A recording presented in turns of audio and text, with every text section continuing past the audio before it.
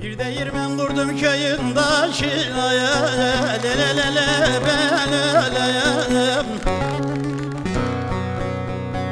Çarkını döndürdüm gözüm yaşıyla, deli deli neredesin? Kurban olam gelsene. Dediler ki Nazlı yarın göç etmiş, deli deli neredesin? Ben yaşarım hayaliyle düşüyle, kurban olam gelsene. Deli deli neredesin? Dediler ki Nazlı yarın göç etmiş, deli deli neredesin? Ben yaşarım hayaliyle düşüyle, oy deli deli gelsene. Kurban olam neredesin?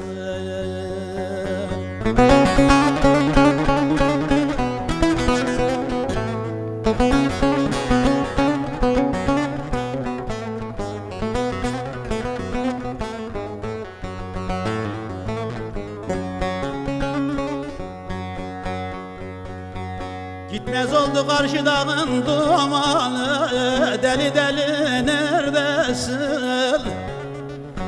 Tabipler vermiyor yara gümanı, kurban olam gelsene. Deli deli neredesin? Gelen yolculardan sual eyledim, deli deli neredesin? Dediler yar gelir yayla zamanı, oy deli deli gelsene.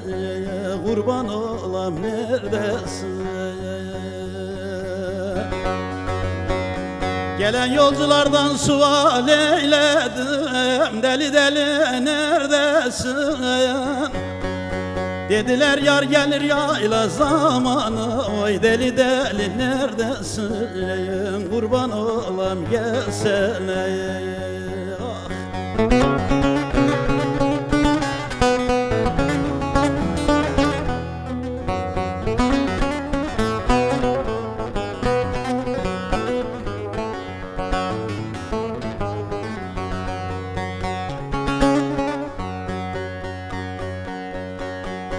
Erdalyan bilemedim sızımı, deli deli neredesin? Kaybettim baharımı yazımı, kurban olam gelsene. Deli deli neredesin? Eğer gurbet elde garip ölürsem, lelelele neredesin? Siz getirin kara gözlü kuzumu, deli deli neredesin? Kurban olam gelsene.